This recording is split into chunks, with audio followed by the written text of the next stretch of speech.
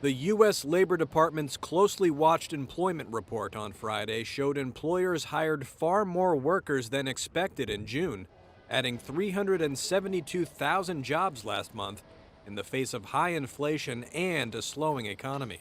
Friday's report was likely to ease growing fears of an imminent recession, but Mizuho Securities' chief U.S. economist Stephen Risciuto said the economy was not out of the woods yet, and that the strong jobs number should dispel any ideas that the Federal Reserve might ease up on raising interest rates. When you look at the numbers in general this morning, they're signaling to you that basically it's going to take time for the macroeconomic slowdown to manifest itself in a sharp change in the labor market environment.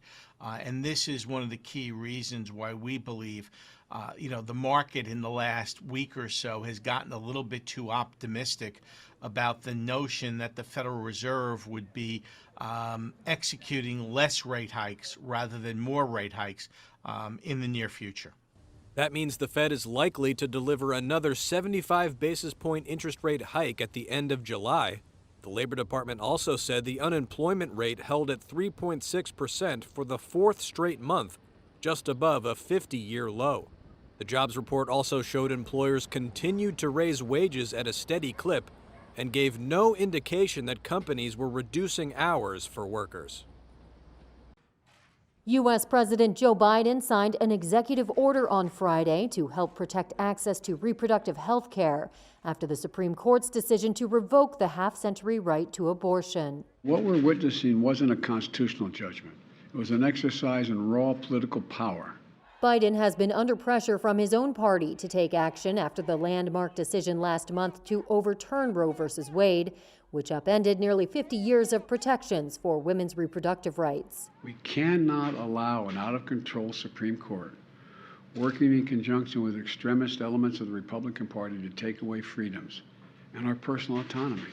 Biden cited recent reports that a 10-year-old girl in Ohio was forced to travel to Indiana to have an abortion after she was raped. Imagine being that little girl. I'm serious. Just imagine being that little girl, 10 years old.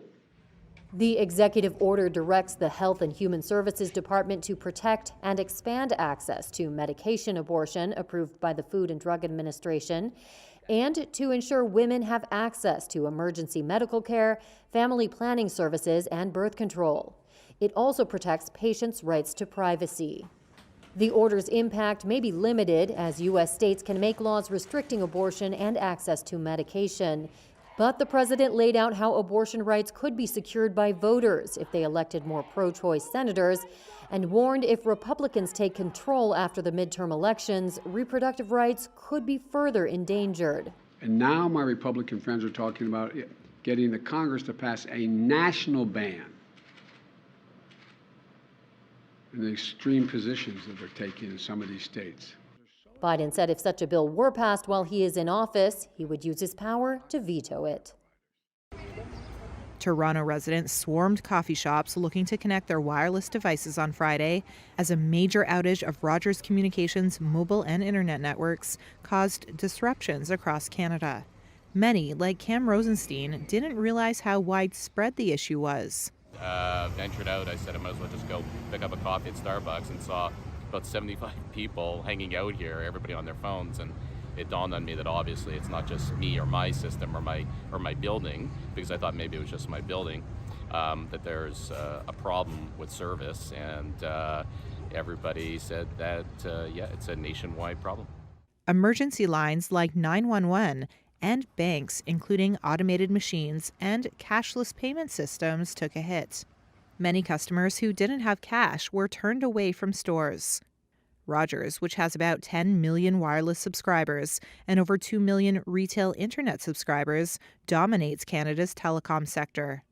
Earlier this year, Canada's Competition Bureau blocked Rogers' attempts to take over rival Shaw Communications in a $20 billion deal, saying it would hamper competition in a country where telecom rates are some of the highest in the world.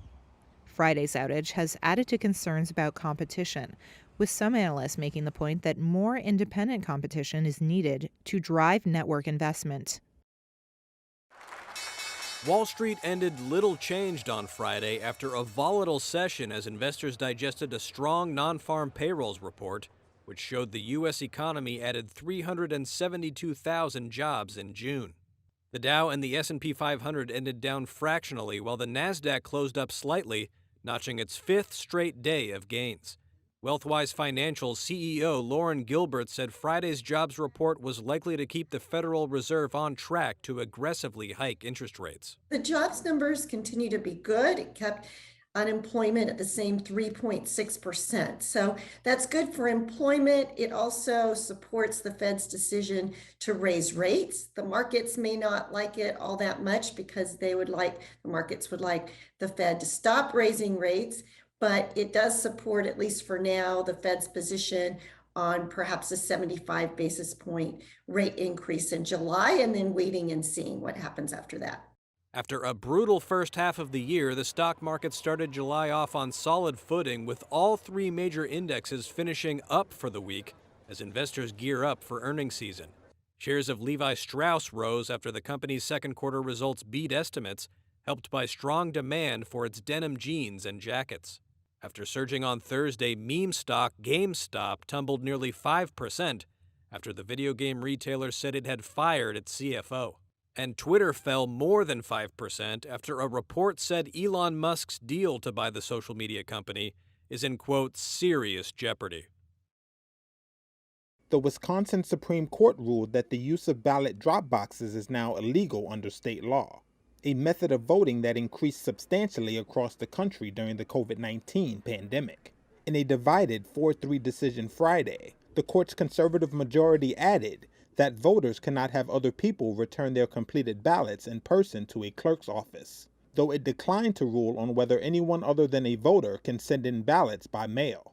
In dissent, members called the reasoning behind the ruling nonsense, adding, quote, "There is no evidence at all in this record that the use of drop boxes fosters voter fraud of any kind. None."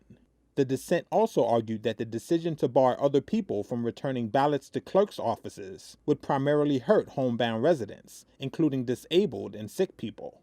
The move comes as Republicans across the country have sought to limit the use of absentee ballots after the 2020 election, when then-President Donald Trump falsely claimed that mail voting and drop boxes helped facilitate election fraud. Election officials say the boxes are secure. The decision ensures that drop boxes will not be in place for the state's August primary election, as well as November's general election, when Democratic Governor Tony Evers and Republican U.S. Senator Ron Johnson will both seek re-election in crucial midterm races. Wisconsin is also likely a key battleground in the 2024 presidential election.